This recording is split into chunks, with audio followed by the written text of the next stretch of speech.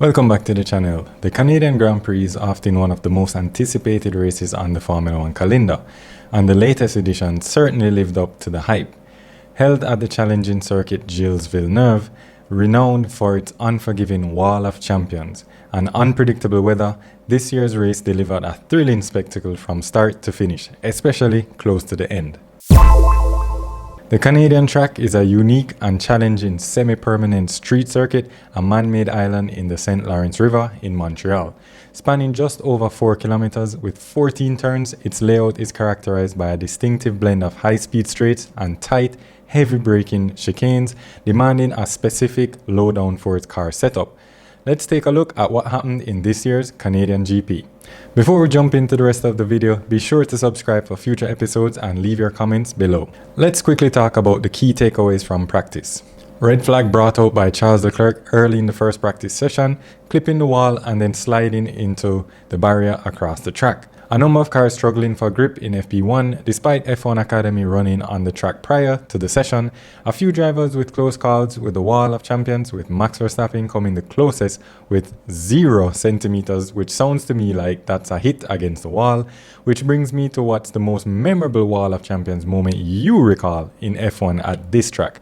Let me know in the comments below. FP2, the wall claimed another car in this session, and it was the home race contender Lance Stroll. If you recall, he missed Barcelona due to surgery from his biking accident a few years ago. But this time, he clipped the wall and tried to carry it back. But I think his engineer advised him well by telling him to find somewhere to safely stop the car to avoid a possible fine or penalty from the stewards. He would definitely have gotten a penalty for driving an unsafe car. Interesting note, this has marked the 100th race weekend for Yuki Tsunoda, so good for him to be in the sport for that major milestone. Few other teams with 100th to celebrate as well. Aston Martin's 100th race weekend since returning to F1 in 2021, and also 100th race start for the Alpine team. So some great milestones being celebrated this weekend. No Charles in this session due to the level of damage from FP1, which is understandable given the crash from the first practice session.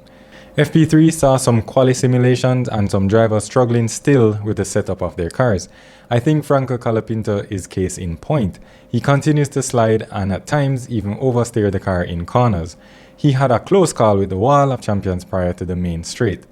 Piastri actually clipping the wall of champions and had to back out of it immediately. Damage to his right rear tire and wheel, and you could literally see pieces of the wheel just flying all about on track. Something we may see as a challenge for the drivers during quali with that tricky wall of champions. How in the world did Nico Hülkenberg get away with that spin directly on the exit of the wall of champions, almost double tapping the barriers? That was pure luck, I would say. Another driver that made contact with the wall was Ali Bierman, closer to the end in the practice session. Now, let's move to quali. Stewards hand Yuki a 10-place grid penalty for overtaking under a red flag during FP3.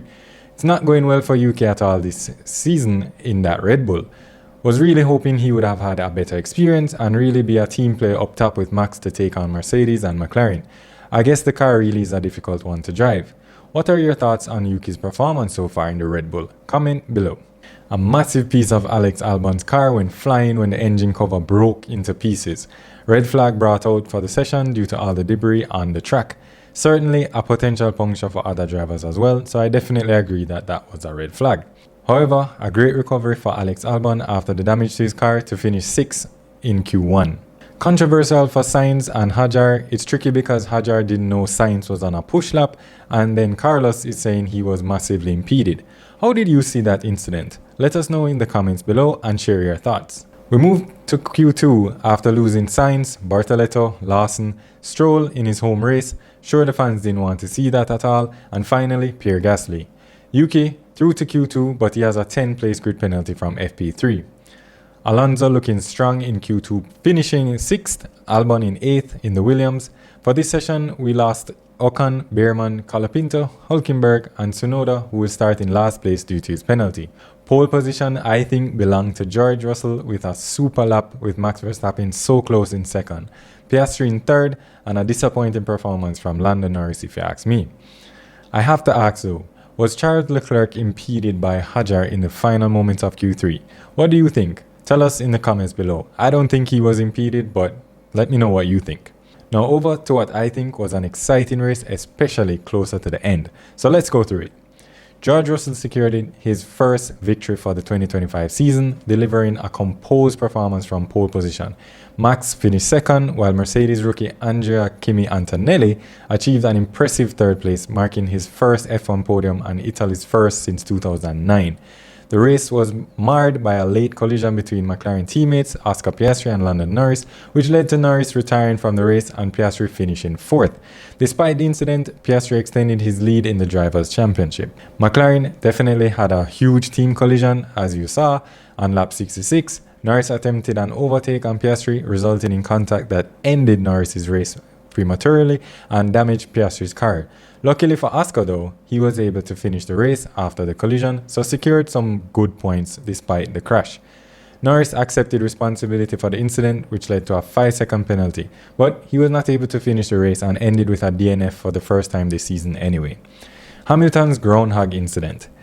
Lewis isn't having a good time at Ferrari. He experienced an unusual setback when he hit a groundhog on track, causing significant damage to his car. Despite showing strong pace, he finished 6th due to the incident. Red Bull went at it and launched a protest against Russell for allegedly erratic driving during the safety car period. After a review though, the protest was dismissed, affirming Russell's victory for the Canadian GP. His first of the season and the first for Mercedes team, showcasing the team's resurgence. Antonelli's podium with his third place finish is a significant achievement for the rookie, highlighting his potential in the sport and making him the third youngest podium sitter next to Max and Lance Stroll. Overall, I think it was a tense race in the end. The collision between McLaren teammates underscores the challenges of intra-team dynamics and its impact on the championship race, which Oscar still holds the lead. But McLaren is still looking good in terms of Constructors' Championship. Finally, I think Hamilton's unusual incident and Ferrari's ongoing struggles indicate a need for strategic adjustments at the team. We saw a very frustrated Charles over the radio multiple times during the race. What are your thoughts on Ferrari this season? Be sure to share your thoughts on the race review and what you agree with or perhaps don't agree with in this episode of Let's Talk F1. Next up is the Austrian GP, which is sure to bring excitement yet again. And can McLaren increase their lead, or will Max come and give them more competition? That's all the time we have for this episode. Be sure to check out our other episodes of Let's Talk F1. Share your comments below, join the discussion, and consider subscribing to the channel.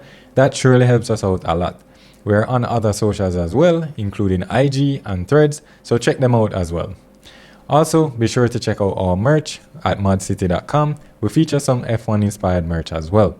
Thanks so much for watching. Until next time, this is Let's Talk F1.